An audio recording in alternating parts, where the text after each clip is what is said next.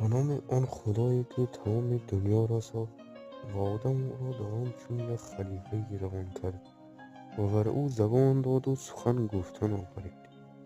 یکی را شاه کرد و یکی را گدا، یکی پای دست دارد و یکی بی دست پا. بله برادران، سخن گفتن جای دارد و ممکن. بعضی از وقتا با یک سخن مردم از تو میرنجند و باز با یک سخن شما آنها با شما آشنا میشوند.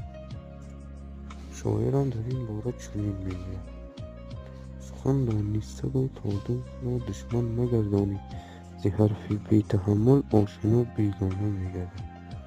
این یک نوع موردی سخنرانی هست که اگر خود شناختن مرد و نامرد از سخنرانیش هست.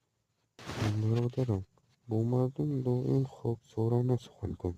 دل هیچ کس را از خود